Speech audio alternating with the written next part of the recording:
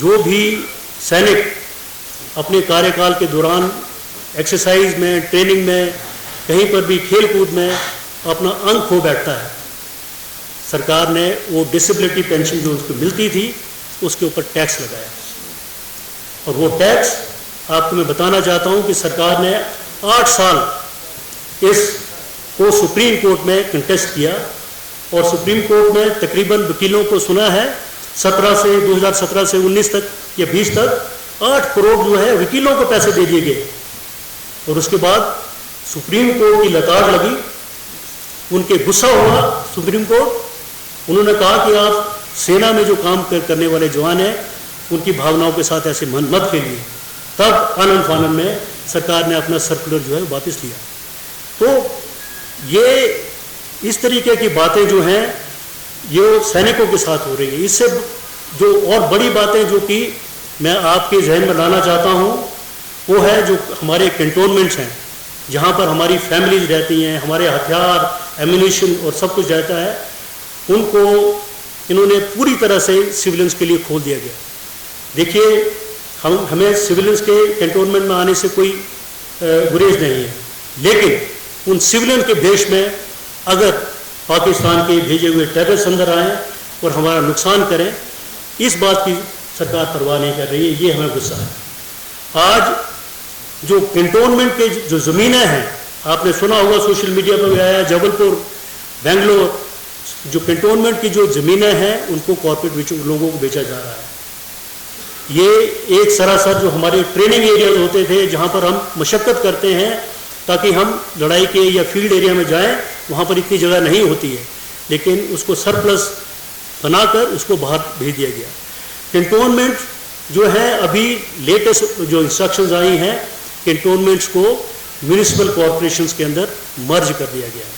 यानी कि जो कैंटोनमेंट की ज़मीनें होती थी किसी भी स्टेशन में, अब सारी म्यूनिसिपल कॉरपोरेशन की उनका मलकियत हो जाएगी। और वही ज़मीनों में हम ट्रेनिंग करते थे, उन्हीं ज़मीनों में हमारी फिजिकल ट्रेनिंग होती थी, वेपन ट्रेनिंग होती थी। और अब सिर्फ जो मिलिट्री एरिया जो रह जाएगा, कैंटोनमेंट एरिया को निकालकर उसी में ही जवानों को सारा काम करना पड़ेगा। तो ये कुछ एक बातें हैं जो कि सेंटर से है।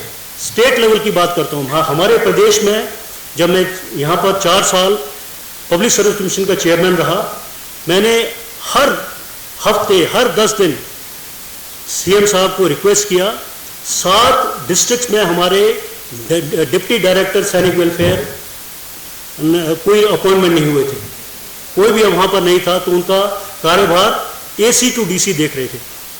AC to DC को फौजियों की पूरी उनकी रिक्वायरमेंट्स की जानकारी नहीं है, वो कैसे देखेंगे उसको। अब वो अपॉइंटमेंट हुई है तो हमारे जो उनके दफ्तर हैं वहाँ पर पिछले 5 साल से 50% जो स्टाफ है उसके ऊपर काम चल रहा है। जहाँ पर जो सैनिक वेलफेयर ऑर्गेनाइजर होने चाहिए, एक मैं अपने डिस्ट्रिक्ट की बात कर रहा हूँ धर्मशाला में, तो वहाँ पर सैनिक वेलफेयर ऑर्गेनाइजर 9 होने चाहिए, सिर्फ 2 है। तो कैसे जो वेलफेयर जो है लोगों तक पहुँचेगा? जो सैनिक धर्मशाला नहीं पहुँच सकता है तो ये सैनिक वेलफेयर ऑर्गेनाइजर वहाँ जाते थे, उनके पास नहीं है।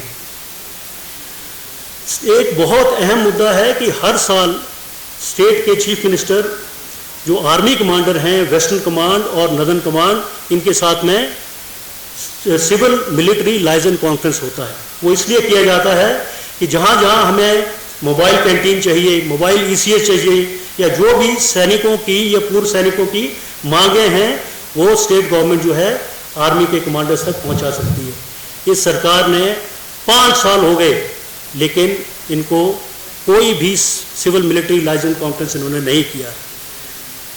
हमारे जो पूर्व सैनिकों के लिए 15% जो रिजर्वेशन है उसमें भी तकरीबन 3000 जॉब जो हैं वो खाली पड़े हैं। खाली इसलिए पड़े हैं कि उनकी जो रिक्रूटमेंट एंड प्रमोशन रूल्स हैं उनमें छोटी सी एक अमेंडमेंट है, वो नहीं कर पा रहे हैं। जो खास करके मेडिकल कोर्स से वापस आए हुए लोग, जो कि अभी कोरोना के टाइम पे लैब असिस्टेंट लग सकते थे, ऑपरेशन थिएटर असिस्टेंट लग सकते थे, उनके जॉब नहीं भरे गए हैं, क्योंकि एक कंडीशन है कि उनका 12वीं क्लास मेडिकल सब्जेक्ट में होनी चाहिए। सेना में जो उन्होंने 20 साल अपने काम करके आ रहे हैं, वो जो डिग्री डिप्लोमा किए हैं उसकी कोई मतलब नहीं है, लेकिन उनको 12वीं क्लास जो है वो मेडिकल सब्जेक्ट में चाहिए। तो ये इतनी एपैथी है। मैं बात मतलब हर सेक्रेटरी लेवल से मिनिस्टर लेवल पे हर लेवल पे बात की कि उसको बदली किया जाए RNP रूल्स को, लेकिन बदली नहीं होता है। हमीरपुर गई, वहां पे भी दोहराया गया। आज पता लग रहा है हमीरपुर में 2276 युवा को दोहराया गया। कितना? सिर्फ हमीरपुर की बात कर रही हूँ, मंडी कांगड़ा अभी इसमें शामिल है। 2276 को दोहराया गया। आज रिजल्ट बताता है कि 373 को, अभी नहीं, आज और कल नहीं, जब वो 4 साल रिटायर होते जाएंगे तो हमीरपुर में 2276 में 373 को ही दिया जाएगा। बाकी को हीन भावना से ग्रसित करके आपने बता दिया रिजेक्ट हो गए। तो ये सब चीजें जो हो रही हैं, मुझे लगता है सब चीज बर्दाश्त की जा सकती थी, पर देश की सेना को कमजोर करना, सरहदों को कमजोर करना, अन्याय करना। आज भारतीय राष्ट्रीय कांग्रेस ने अपना ये मंच मीडिया के माध्यम से जनता और सरकार के सामने संवेदनाएं, जो परेशानियां आ रही हैं सेना के जवानों की भर्तियों को लेकर उसे रखा है। सही कहा है, ये कह रही है कि सेना से जो रिटायर होगा उन्हें हम आगे नौकरियां देंगे। 4 साल का जो रिटायर होगा, हम पूछना चाहते हैं, अगर आपके पास नौकरियां हैं तो हिमाचल में 10 लाख युवा बेरोजगार क्यों है आज?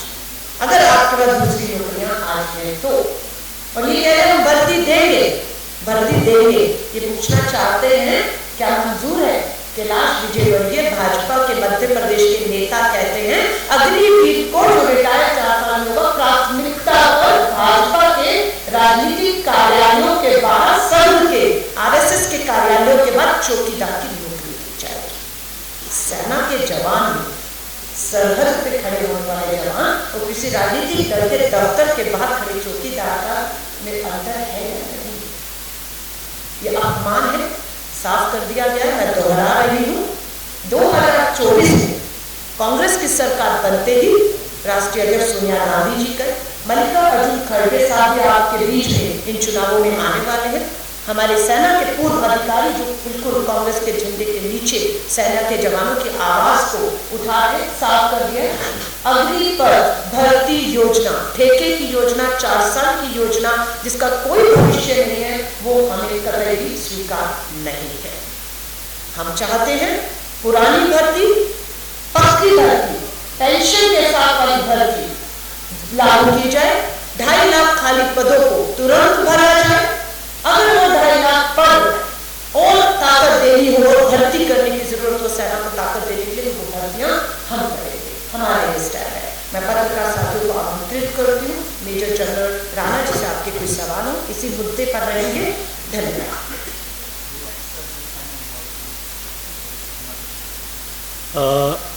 सबसे पहले तो ये कहना चाहूँगा कि ये जो इश्यूज़ हैं वो इश्यूज़ इस इलेक्शन में ज़रूर रहेंगे। लोगों में हिमाचल के जो लोग हैं और ख़ास करके जो हमारे सैनिक हैं, इनकी मैं एक क्वालिटी आपको बताना चाहता हूँ। ये डिसिप्लिन लोग हैं, ये सड़कों पे नहीं बैठते। हमारे युवाओं ने थोड़ा गुस्सा दिखाया था अपना, लेकिन इस सरकार ने उस गुस्से को बहुत ही चालाकी से उसको ख़त्म किया, क्योंकि जितने भी बच्चे वो उसके ऊपर प्रोटेस्ट कर रहे थे उनको जेल में डाल दिया गया।